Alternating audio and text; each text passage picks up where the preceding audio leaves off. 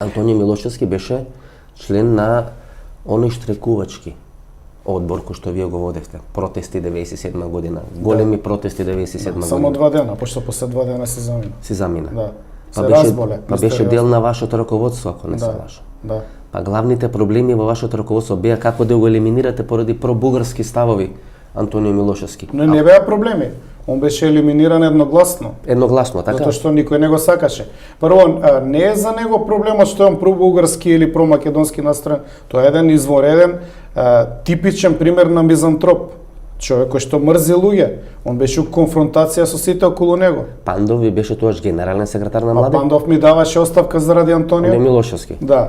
Е сега истиот Пандов вели дека Антонио И Милошевски Гиевски ми даваше оставка ради Антонио. Игор Гиевски. Ама ја ги чувам тие документи. Сега Пандов Паско, вели, ја имам една компаративна предност. Јас ги чувам сите документи.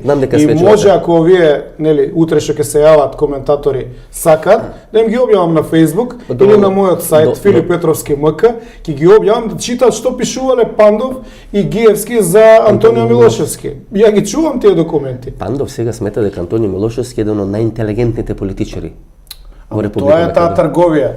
Интелект и морална и етичка, морални и етички особини и квантум за пари. Ако е тоа принципот на делување во македонската политика, јас го отфрлам и не ми треба. Игор Гиевски е еден од најблиските соработници на Христо Мицкоски. Да, и му ги води бизнис операциите. Такви информации има, такви шпекулации има. Да. Ние нешто Не загатна. само он и Ефто и другите тие. Ние- Тоа е народњачката екипа. Екипата сега која како е- од ВМРО народна дојде во ВМРО ДПМН. Да, у пакет. Во пакет. Да. И тоа е сушност јадрото кој стои сега за Кој што Христијан. денеска владе. Владе со ВМРО ДПМН. Да. Затоа и пасивен може беше Љупчо Георгиевски на овие Веројатно. избори.